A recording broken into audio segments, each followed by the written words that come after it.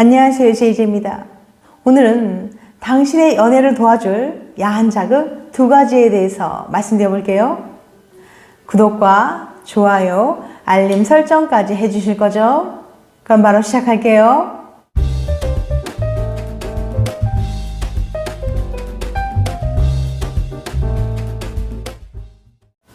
자칭 연애 전문가인 K. 썸이면 썸, 소개팅이면 소개팅, 어떤 상황에서든 이성에게 매력 어필하는 방법을 아는 친구입니다. K는 제게 이런 말을 했어요. 썸 탈 때는 야한 게 되게 좋은 거 알아? 그게 무슨 말이야? 어쩌다 야한 장면을 같이 보거나 야한 얘기를 하게 되면 그 사람이랑 훨씬 빨리 친해지는 것 같아. 정확히 설명할 순 없지만 K의 말이 왠지 그럴싸하다고 생각했어요. 그래서 한번 알아보기로 했죠. 그런데 사실이었습니다. 야한 자극은 사람들을 더 친하게 만드는 힘이 있었어요. 이스라엘 바르후 입세 대학의 연구진은 82명의 남녀 대학생들을 모집해 2사람씩 무작위로 짝을 지었습니다. 지금부터 영상을 보고 대화를 나눌 거예요.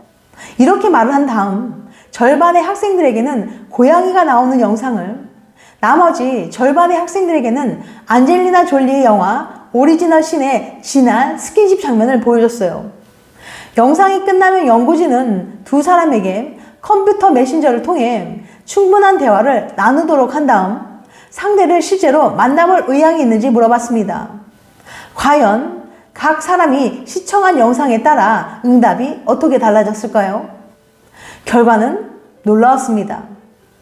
귀여운 고양이 영상을 봤던 사람들은 67%만이 상대 실험 참가자를 실제로 만나보겠다고 한 반면, 야한 장면이 나온 영화 오리지널 씬을 봤던 사람들은 100%가 상대 실험 참가자를 실제로 만나보겠다고 응답했습니다. 연구진은 그 이유를 알아보기 위해서 사람들의 대화 내용을 분석하던 중 한 가지 흥미로운 점 발견했어요. 야한 장면을 봤던 사람들은 고양이 영상을 본 사람들보다 개인적이고 내밀한 이야기를 더 많이 한 것으로 나타났거든요. 대화 시 자기 노출 정도가 고양이 영상을 봤을 때는 45점, 야한 영상을 봤을 때는 65점으로 나온 거죠.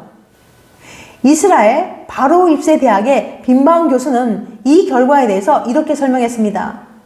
아마도 성적 자극이 다른 사람과 가까워지고 싶다는 욕망을 강화시키는 것 같습니다.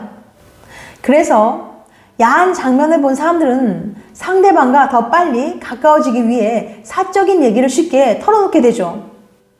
이러한 대화 주제의 차이가 사람들의 호감도에 큰 영향을 미친 거예요. 연구에서는 야한 영상을 사용했지만 모든 종류의 야한 자극은 다 같은 효과를 보인다고 합니다. 심지어 알아차리지도 못할 만큼 빠르게 야한 사진을 보여준 뒤 실험을 해도 같은 결과가 나타났어요. 결국 썸 탈 때 야한 게 되게 좋다는 K의 말은 사실이었던 거예요. 마지막으로 K가 알려준 팁을 알려드릴게요. 당신의 상황에 맞게 응용해 보세요. 첫 번째, 야한 영화를 봐라. 썸 탈 때 영화를 보게 됐다면 K는 항상 야한 장면이 나온 영화를 고른다고 해요. 대놓고 야한 영화를 고르진 않고, 어머, 이런 장면이 있었네 같은 느낌의 영화를 고른다는군요. 그러니 사전에 영화 내용을 체크하는 건 필수겠죠. 두 번째, 야한 대화를 해라. 그렇다고 음담패설을 하시면 안 됩니다. 하지만 가벼운 스킨십에 관한 대화나 평소 운동하는 얘기를 하다 보면 대화가 묘하게 흐를 때가 있다고 해요. 예를 들어 볼게요. 나 스쿼트 진짜 많이 해. 몸 관리하냐? 딱히 야하다고는 할 수 없지만 육체적인 뭔가 떠오를 수 있는 대화를 해보면 친해지는데 도움이 된다고 해요. 여자친구가 있어도 야동을 보는 남자들의 특징. 여기 3가지 질문이 있습니다. 첫 번째 질문. 흔히 남자의 99%는 야동을 본다고 하잖아요. 그럼 연애할 때도 보나요? 두 번째 질문. 여자들은 어떤지도 궁금해요. 연애할 때 야동을 보는 여자들도 있을까요? 세 번째 질문. 그 사람들은 넘쳐나는 성욕을 주체할 수 없어서 보는 건가요? 이번 주제는 바로 연인이 있는데도 불구하고 야동을 보는 사람들의 특징입니다. 어떤 사람들이 해당되는지 알려드릴게요. 야동 보는 사람. 브리검영 대학교의 플랭클린 포젠 교수는 커플 1234명을 모집해서 실험을 준비했어요. 연구팀은 연애 중인 사람들에게 평상시 야동을 얼마나 보는지 물어본 뒤 연인과의 잠자리 만족도는 물론 지금까지 관계했던 파트너의 수 등등 이것저것 꼬치꼬치 캐물었습니다. 참가자의 답변을 분석하던 포젠 교수는 결과를 보고 아주 깜짝 놀랐어요. 결과를 바로 확인해 볼까요? 첫 번째, 26%와 2%. 이게 무슨 숫자일까 의아하실 거예요. 이 숫자는 바로 연애할 때 일주일에 한 번 이상 야동을 보는 남녀 비율이에요. 남자들은 26%, 여자들은 2%만이 일주일에 한 번 이상 야동을 본다고 했죠. 물론 아예 안 보는 사람들도 많았어요. 여자는 94%가, 남자는 58% 정도가 야동을 한 달에 한 번 정도 보거나 아예 보지 않는다고 대답했습니다. 두 번째, 어떤 여자가 볼까? 성욕이 원래 많은 사람이 연애할 때도 야동을 보는 거 아니냐고요? 네, 맞습니다. 단 여자들만 그래요.